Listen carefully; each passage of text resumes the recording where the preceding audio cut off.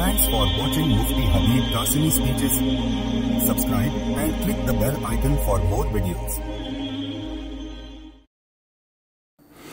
Alhamdulillah walihi wassalatu li waliyiha waqad qala Allahu tabaraka wa ta'ala fa'uzu billahi minash shaitanir rajim fastaghfiru rabbakum innahu kana ghaffara সম্মানিত সুধী আসসালামু আলাইকুম ওয়া রাহমাতুল্লাহি ওয়া বারাকাতুহু ওয়া আসাদাল্লাহু আওকাতাকুম বিকুল্লি খাইর।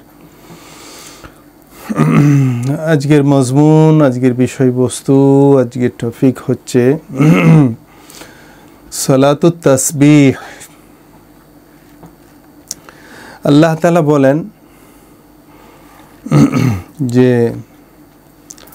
সুতরাং আমি বলছি যে তোমরা তোমাদের প্রতিপালকের নিকট ক্ষমা প্রার্থনা করো। ইন্নাহু কানা গাফফারা, তিনি মহা ক্ষমাশীল।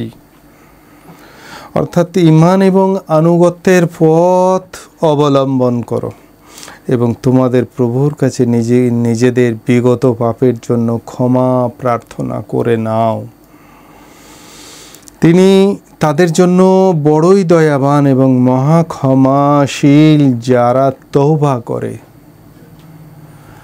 আল্লাহ তাআলার দয়া দাক্ষিণ্য পেতে গেলে যে জিনিসটা অবলম্বন করতে হবে আল্লাহ তাআলাই বলছেন যে সেটা হচ্ছে তার ক্ষমা পেতে গেলে, তার দয়া দাক্ষিণ্য পেতে গেলে, তার অনুগ্রহ পেতে গেলে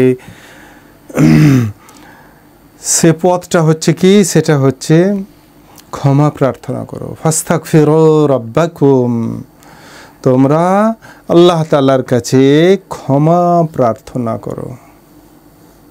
ক্ষমা প্রার্থী হওয়া আল্লাহ তাআলার কাছে বড় পছন্দনীয়। শুধু ক্ষমাই তিনি করবেন না, বরং সমস্ত রকমের সহনশীলতা তার প্রতি, দান দাক্ষিণ্য সব কিছু তার প্রতি অবধারিত হবে। তো সেই জন্যে আল্লাহ তাআলা অন্য জায়গায় কোরআন পাকের মধ্যে বলেছেন ফাসাব্বিহ বিসমি রাব্বিকাল আযীম। সূরা ওয়াকিয়ায় দুবার এসেছে আল্লাহ তাআলার পবিত্রতা, রব্বে আযীমের পবিত্রতা বর্ণনা করো। সেই জন্যে মানুষ আমাদের সেই হুকুম অনুযায়ী আমরা কি করি? রুকুতে ঝুঁকে পড়ি দিয়ে ফাসাব্বিহ বিসমি রাব্বিকাল আযীম এই আয়াতের প্রতি আনুগত্য করতে গিয়ে কি করি? তখন আমরা বলি সুবহানা রাব্বিয়াল আযীম, আজমতওয়ালা রবের পবিত্রতা। কখন আল্লাহ তাআলা বলেছেন সাব্বিহ ইসমা রাব্বিকাল আ'লা, সেই মহান রবের কি করো? পবিত্রতা বর্ণনা করো। সেই জন্য আমরা আপাদ মস্তক নামাজে নিমগ্ন করি, ক্ষান্ত হই না, বরং নিজের সবথেকে সম্মানীয় মাথাটাকেও আল্লাহ তাআলার পদযুগলে লুটিয়ে দিই, দিয়ে কি বলি? সুবহানা রাব্বিয়াল আ'লা, এই আয়াতের নির্দেশ পালনার্থে। তো নামাজ তো মানুষকে আল্লাহ তাআলা তার সামনে কিরকম তাকে ভালো লাগবে সেই রকম পদ্ধতিগুলো আল্লাহ তাআলা কোরআনের মধ্যেও বলেছেন, নবীর মারফতও আস্তে আস্তে আস্তে আস্তে শিক্ষা দিয়েছেন। নবীজি সাল্লাল্লাহু আলাইহি ওয়াসাল্লাম তার চাচা হযরতে আব্বাস রাদিয়াল্লাহু তাআলা আনহুকে এবং আরও অনেক সাহাবী রাদিয়াল্লাহু তাআলা আনহুকে খুব গুরুত্বের সাথে এই নামাজ সালাতুত তাসবিহ অর্থাৎ তাসবির নামাজ শিখিয়েছেন। রাসূলুল্লাহ সাল্লাল্লাহু আলাইহি ওয়াসাল্লাম বলেছেন এই নামাজ ছোট বড়, জানা অজানা, জ্ঞাত সারে অজ্ঞাত সারে সকল গুনাহ থেকে মাগফিরাত তিনি এও বলেছেন। শুধু মাগফিরাত লাভেরই উপায় নয়, তার সঙ্গে কথাও বলেছেন এই মাগফিরাত লাভকে অন্বেষণ করার জন্যে তোমরা প্রত্যহ কী করো? সম্ভব হলে প্রতিদিন একবার পড়ো, আর যদি তা সম্ভব না হয় তাহলে সপ্তাহান্তে একবার পড়ো, যদি তাও সম্ভব হয়ে না ওঠে তাহলে মাসান্তে একবার পড়ো, তাও যদি সম্ভব না হয় বৎসরের মধ্যে একবার পড়ো, আর যদি তাও সম্ভব না হয় তাহলে সারা জীবনে একবার কমপক্ষে পড়ে নাও। সেই নামাজটা হচ্ছে সুনানে দুরের মুখতারের মধ্যে এসেছে। এটা তো এই নামাজ সম্পর্কে আল্লাহ নবী সাল্লাল্লাহু আলাইহি সাল্লাম যে হযরত আব্বাস এবং অন্যান্য সাহাবাদেরকে বিশেষভাবে নামাজ শিক্ষা দিয়েছিলেন, সেই নামাজটা সুনানে আবু দাউদ, সুনানে ইবনে মাজাহ, তিরমিজি শরীফ এই সমস্ত হাদিসের মধ্যে এসেছে। আর এই নামাজের পদ্ধতিটা দুরের মুখতারের মধ্যে এসেছে যে আরবাউ সালাত তসবিহ বে সালাসে মিয়াতে তসবিহাতিন ও ফদলুহা আযীম। তো সেই জন্যে এর শুধু ক্ষমাই নয়, এর মহাপ্রাপ্তির ব্যবস্থা আল্লাহ তাআলা করে রেখেছেন। শারে আজম আল্লাহ তাআলার পাঠানো প্রিয় মুহাম্মদ সাল্লাল্লাহু আলাইহি ওয়াসাল্লামের মুখ থেকে যে শিক্ষাটা উম্মতের জন্য তিনি রেখে গেছেন, খাস করে তিনি তেনার সবথেকে শ্রদ্ধেয় চাচা হযরত আব্বাস রাদিয়াল্লাহু তাআলা আনহুকে বিশেষ করে শিক্ষা দিয়েছিলেন এবং বলেছিলেন যে দৈনন্দিন আপনি পড়েন, এটা আপনজনকেই তো, প্রিয় ভাজনকেই তো সব থেকে আদরের জিনিসটা দেওয়া হয়। তো সেই জন্যে এই সালাতুত তাসবিহ হযরত আব্বাস তথা অন্যান্য আরও সাহাবীদেরকে খুব গুরুত্ব সহকারে শিখিয়েছেন। এই সালাতুত তাসবিহর পদ্ধতিটা হচ্ছে 300 তসবিহর সমন্বয়ের নামাজ। যদিচ এটা নামাজের তসবিহগুলোর অতিরিক্ত, নামাজের যে তসবিহাতগুলো রয়েছে তার অতিরিক্ত 300 তসবিহাত। এইটা তিসরা কলমার 300 তসবিহর সমন্বয়ের এই নামাজ। এর দুটো পদ্ধতি রয়েছে। প্রথম পদ্ধতিটা হচ্ছে কি, প্রথম পদ্ধতিটা 4 রাকাতের নামাজের নিয়ত করে প্রথম রাকাতে সূরা ফাতিহার পর অন্য একটা সূরা পড়ে নেবে। তারপরে সূরা ফাতিহা সংযুক্তি একটা সূরা, তারপরে 15 বার সুবহানাল্লাহ, আলহামদুলিল্লাহ, লা ইলাহা ইল্লাল্লাহ, আল্লাহু আকবার। তারপরে রুকুতে গিয়ে 10 বার, কওমার মধ্যে সামি আল্লাহু লিমান হামিদা বলে 10 বার, প্রথম সেজদায় গিয়ে সুবহান রাব্বিয়াল আলা বলে 10 বার, সেজদা থেকে উঠে জলসাতে 2 সেজদার মাঝখানে উঠে বসে সেখানে 10 বার, পুনর্বার দ্বিতীয় সেজদাতে গিয়ে তসবিহাত আদায় করে আবার এই তিসরা কলমা 10 বার, তারপরে দ্বিতীয় সেজদা থেকে উঠে বসে 10 বার। এইরকমভাবে দ্বিতীয় রাকাত, তৃতীয় রাকাত, চতুর্থ রাকাত সম্পন্ন করলে প্রত্যেক রাকাতে 75 বার করে হলে 4 রাকাতে 300 বার এই তিসরা কলমা হয়ে যাবে। আর একটা সুন্দর পদ্ধতি আছে, সেটা আমাদের জন্য খুব ভালো। সেটা হচ্ছে, সেই পদ্ধতিটা হচ্ছে হযরত আব্দুল্লাহ ইবনে মুবারক রাহমাতুল্লাহ আলাইহি থেকে বর্ণিত। সেটা হচ্ছে এই তাকবীরে তাহরিমায় আল্লাহু আকবার বলে নিয়ত করলাম 4 রাকাত নামাজের, দিয়ে তারপরে দোয়ায়ে সানা পড়া, তারপরে তাউজ তাসমিয়া, তারপরে আলহামদু সূরা পড়া, তার সঙ্গে সংযুক্তি মানে দোয়ায়ে সানার পরেই 15 বার কি পড়ে নেওয়া, এই তিসরা কলমা পড়ে নেওয়া, তারপরে আলহামদু সূরা পড়া, তারপরে সংযুক্তি সূরা পড়া, তারপরে 10 বার এই তসবিহকে পড়া। তাহলে এখানে 15 আর 10 25 দাঁড়িয়ে হয়ে গেল কিয়ামের হালতে। কেরাতের আগে 15 বার, কেরাতের পরে 10 বার, 25 বার হয়ে গেল। রুকুতে গিয়ে 10 বার, রুকু থেকে উঠে কওমাতে সামি আল্লাহু লিমান হামিদা বলার পরে রব্বানা লাকাল হামদ, তারপরে 10 বার, প্রথম সেজদায় 10 বার, সেজদা 2 সেজদার মাঝখানে বসে 10 বার জলসাতে, দ্বিতীয় সেজদাতে গিয়ে সেজদার তসবিহ আদায়ের পরে 10 বার, তারপরে দ্বিতীয় সেজদার পরে আর বসতে হবে না, সিধা দ্বিতীয় রাকাতের জন্য দাঁড়িয়ে পড়বে। এই 75 হয়ে গেল। এইভাবে দ্বিতীয় রাকাত, তৃতীয় রাকাত, চতুর্থ রাকাত সম্পন্ন করে নিলে 300 তিসরা কলমা হয়ে যাবে। দ্বিতীয় পদ্ধতিতে যেহেতু প্রথম রাকাত তো দ্বিতীয় রাকাত শেষ করে বসতে হয় না, তাই কোনো ফকিহ এবং এই পদ্ধতিকে প্রাধান্য দিয়েছেন। তবে দু পদ্ধতি কোনোটাকে প্রাধান্য না দিয়ে কখনো এই পদ্ধতিতে পড়া কখনো ওই পদ্ধতিতে পড়া এটা বেশি ভালো। হ্যাঁ, কারণ হাদিসে যেহেতু এসেছে তো সেই জন্য দুটো পদ্ধতি অবলম্বন করাটাই ভালো। তবে কোনো বর্ণনায় এই তসবিটার সাথে তৃতীয় কলমার সাথে ওয়ালা হাওলা ওয়ালা কুওয়াতা ইল্লা বিল্লাহিল আলিয়্যিল আযীম এই শব্দটাও সংযুক্তিকরণ এসেছে, পড়ার কথা এসেছে। সুযোগ থাকলে এটুকুও বাড়িয়ে পড়া ভালো। তারপরে কল আল আল্লামাতু শামি বাহসান কুলতু লি আল্লামাতি ইখতারাহা ফিল কানিয়া লিহাদা লাকিন্না আমি আলিমতু আন্না সুবুতা হাদিসুহা ইয়াসবুতুহা ওয়া ইন কানা ফিহা যালিকা ফাল্লাযী ইয়ানবাগি ফাআলা হাযিহি মাররা ওয়া হাযিহি মাররা। তো সেই জন্যে কখনো এই পদ্ধতিতে প্রথম পদ্ধতিতে কখনো পড়া, দ্বিতীয় পদ্ধতিতে কখনো পড়া। ফোকাহারা যেহেতু দুটোই পেয়েছেন তো সেই জন্য দুই পদ্ধতিতে কখনো এটা কখনো আলেমদের জন্য বিশেষ করে দু পদ্ধতিতেই আমল করা বাঞ্ছনীয়। সাধারণের জন্য দু রকম পদ্ধতি শেখাতে গেলে উল্টোপাল্টা করে ফেলার ভয় আছে, সেই জন্য সাধারণের জন্য একটা পদ্ধতি শিখিয়ে দেবে। সেটা দ্বিতীয় পদ্ধতিটা হলেই বলা হয়, যেটা আব্দুল্লাহ ইবনে মুবারক রাহমাতুল্লাহ আলাইহি থেকে বর্ণিত আছে।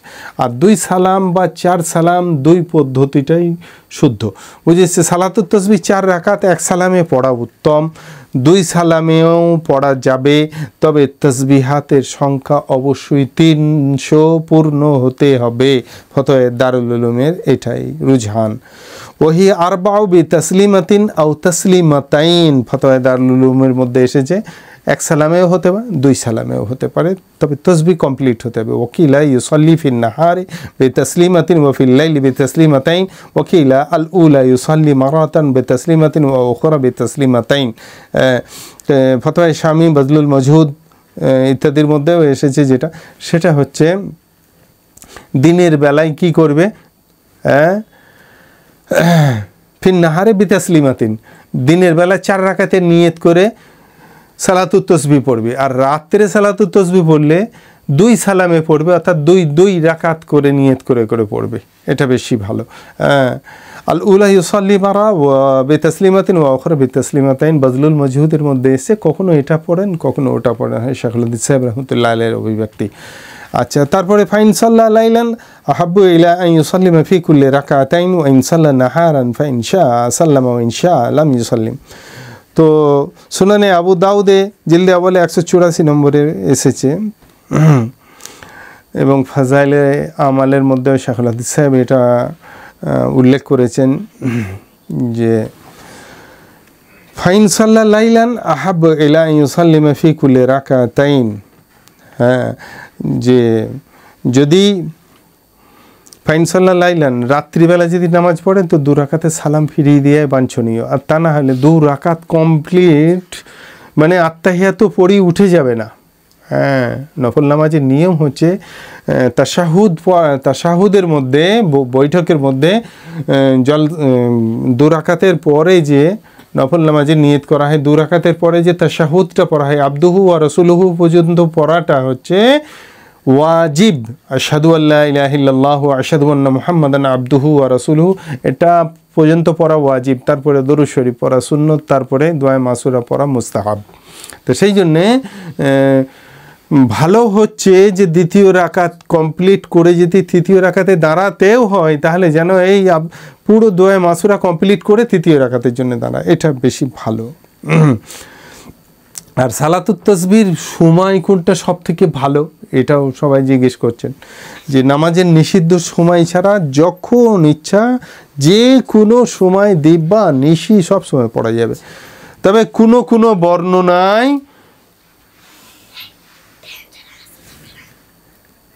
জোহরের ওয়াক্ত শুরু হওয়ার পর পড়ার কথা এসেছে, জোহরের ওয়াক্ত শুরু হওয়ার পর এটা পড়ার কথা এসেছে, বুঝে এসেছে। তো সেই জন্যে ওয়ারবাউ সালাতুত তাসবিহ ইয়াফআলুহা ফি কুল্লি ওয়াক্তিন লা কারাহাতা ফিহি আও ফি কুল্লি ইয়াউমিন আও ফি লাইলাতিন মারাতান ওয়া ক্বালা আল মুআল্লা ইউসাল্লিহা ক্বাবলা যুহুর। ফতোয়া শামির মধ্যে এসেছে। তো সেই জন্যে জোহরের ওয়াক্ত শুরু হলে তারপরে মাকরুহ ওয়াক্ত কেটে গেলে জওয়ালের পরে পরই পড়াটা ভালো। وفي الحديث قال النبي صلى الله عليه وسلم إذا زال النهار فقم فصلي 4 ركعات وفيه قال قلت فإن لم أستطيع قال أصليها تلك الساعة قال صليها من الليل والنهار। নবীজি সাল্লাল্লাহু আলাইহি ওয়াসাল্লামকে জিজ্ঞাসা করা হলো সেই সময় যদি আমি পেরে না উঠি তাহলে আল্লাহ নবী সাল্লাল্লাহু আলাইহি ওয়াসাল্লাম বললেন দিবানিশি যখন তোমার সময় হবে, যখন তোমার উপযোগী সময় হবে তখনই পড়ে নেবে, অসুবিধা নেই। এবার এই যে সালাতুত তাসবিহ নামাজ, এই নামাজের মধ্যে কোন সূরা পড়বে, তো এই সূরার বিষয়েও নির্দিষ্ট কোনো সূরা পড়া অত্যাবশ্যক তো নয়, হ্যাঁ, তবে যে কোনো সূরায় পড়তে পারবে।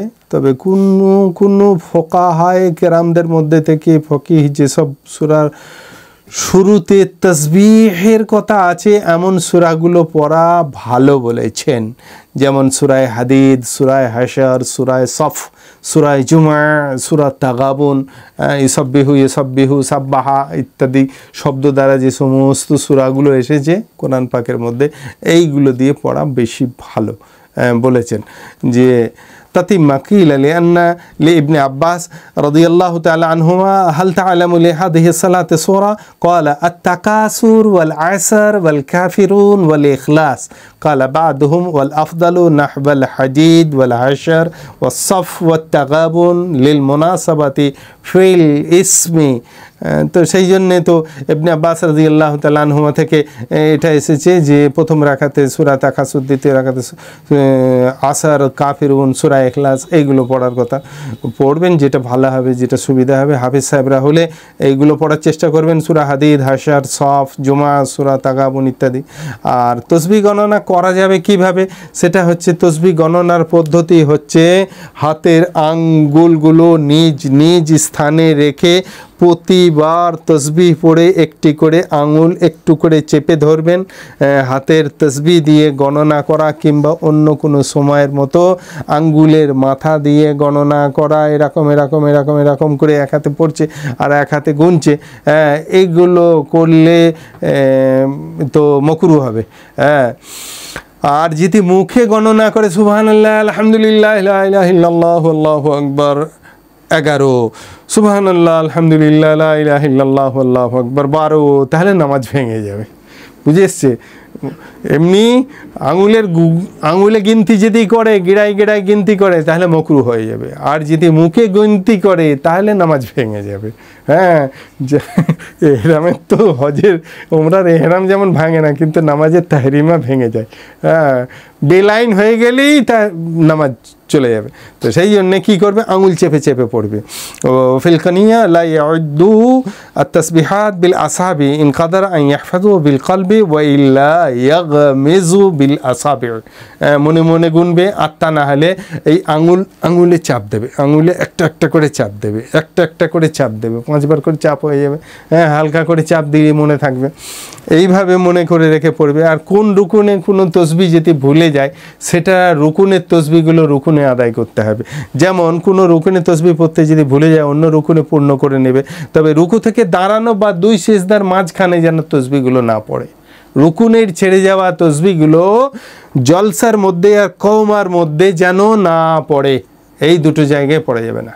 হ্যাঁ, জলসা বা কওমার মধ্যে ছেড়ে যাওয়া তসবিহগুলো রুকুনের মধ্যে পড়ে যাবে। এক রুকুনের তসবিহগুলো অন্য রুকুনে পড়ে যাবে, কিন্তু কওমা এবং জলসার মাঝখানের তসবিহগুলো রুকুনেও পড়ে যাবে, কিন্তু রুকুনের তসবিহগুলো জলসায় পড়া ঠিক নয়। ওয়াকিল আলী ইবনুল মুবারক হ্যাঁ লাউ সাহা ফাসাজাদা হাল ইসাব্বিহু আশারান ক্বালা লা ইন্নামা হিয়া 300 তাসবিহা।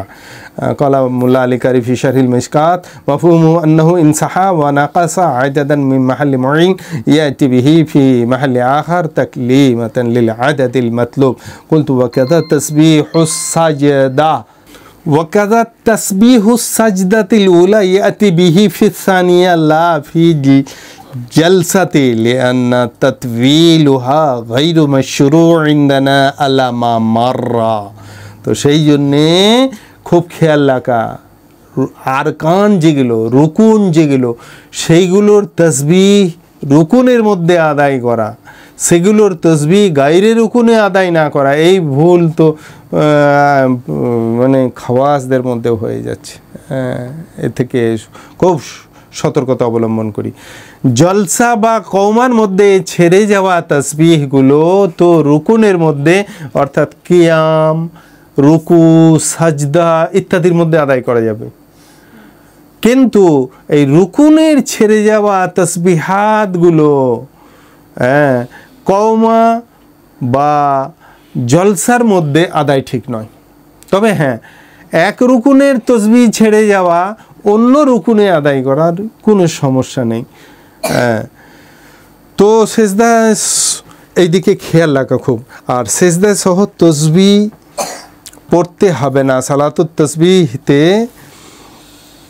যদি কিছু নামাজ পড়তে গিয়ে ভুল হয়ে যায়, যার কারণে ওয়াজিব তার্ক হয়ে যাবার কারণে যদি সেজদায় সহ ওয়াজিব হয়, তাহলে